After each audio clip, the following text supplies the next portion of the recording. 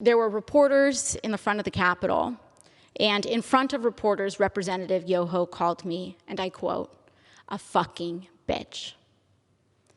These are the words that Representative Yoho levied against a congresswoman, the congresswoman that not only represents New York's 14th congressional district, but every congresswoman and every woman in this country, because all of us have had to deal with this in some form, some way, some shape, at some point in our lives. And I want to be clear that Representative Yoho's comments were not deeply hurtful or piercing to me, because I have worked a working class job.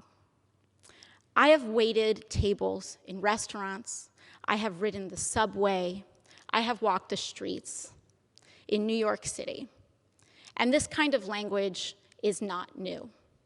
I have encountered words uttered by Mr. Yoho and men uttering the same words as Mr. Yoho while I was being harassed in restaurants. I have tossed men out of bars that have used language like Mr. Yoho's. That this issue is not about one incident. It is cultural. It is a culture of lack of impunity, of accepting of violence and violent language against women, and an entire structure of power that supports that. I honestly thought that I was just going to pack it up and go home. It's just another day, right?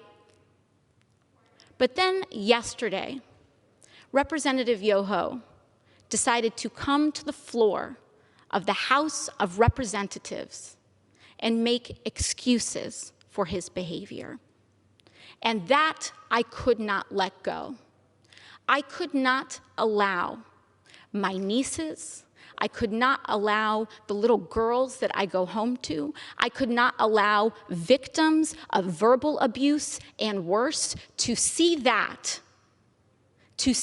excuse, and to see our Congress accept it as legitimate. But what I do have issue with is using women, our wives and daughters, as shields and excuses for poor behavior. Mr. Yoho mentioned that he has a wife and 2 daughters. I am 2 years younger than Mr. Yoho's youngest daughter. I am someone's daughter too.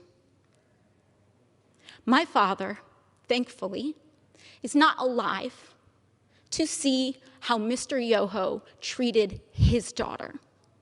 My mother got to see Mr. Yoho's disrespect on the floor of this house towards me on television.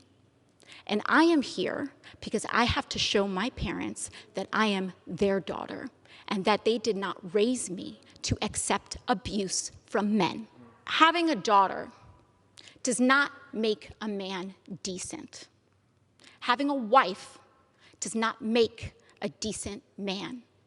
Treating people with dignity and respect makes a decent man.